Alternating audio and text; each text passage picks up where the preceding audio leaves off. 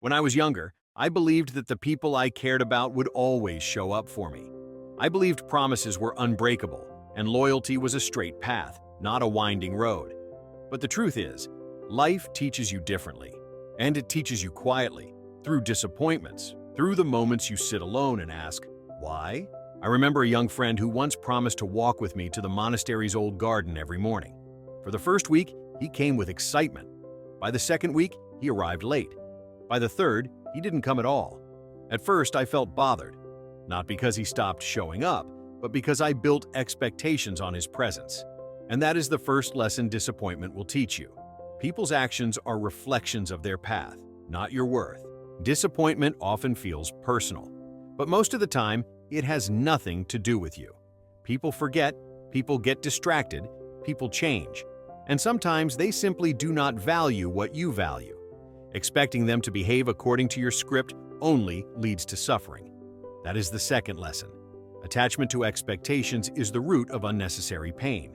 When you release those expectations, you begin to see people clearly, not as who you wish they were, but as who they truly are. That kind of clarity is liberating.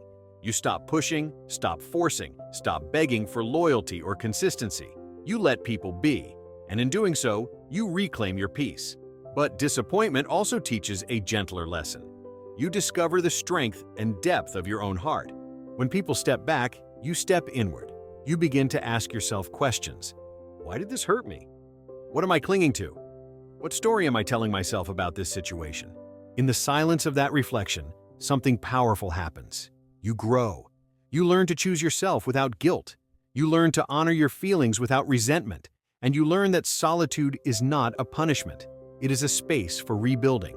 A senior monk once told me, when someone walks away from you, they are simply making room for someone who will walk with you more sincerely. At the time, those words felt comforting. Today, they feel true. Disappointment is not the end of a connection. Sometimes it is a gentle redirect toward people who are more aligned with your heart. Another lesson disappointment teaches is patience. The patience to understand that not everyone will understand you. The patience to know that not every relationship will last. And the patience to trust that what leaves your life is making space for something wiser, something calmer, something more supportive. And then there is the final lesson, forgiveness. Forgiveness is not about saying what happened was okay. It is about saying, I will not let this harden my heart. Forgiveness keeps you soft, and softness, in a world that often feels sharp, is strength. So, if people have disappointed you, breathe. Do not close your heart. Do not shut your spirit. Let the experience shape you, not break you. Let it teach you, not trap you. Remember, people may fail you, but life does not. People may walk away, but your journey continues. People may disappoint you, but you can always choose to rise. Today, choose to rise, choose clarity, choose peace, and choose yourself. Thank you for sharing this moment with me. May your heart remain open and your path remain light. Life's deepest lessons don't shout, they whisper. In this calm and reflective message, a monk shares the powerful truths you discover only after people disappoint you. This video will help you. Let go of expectations. Understand why disappointment happens. Rebuild your peace. Strengthen your emotional resilience. Grow through introspection instead of frustration.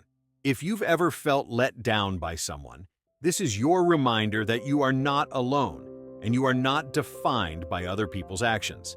Let these lessons guide you back to clarity, calm, and self-worth.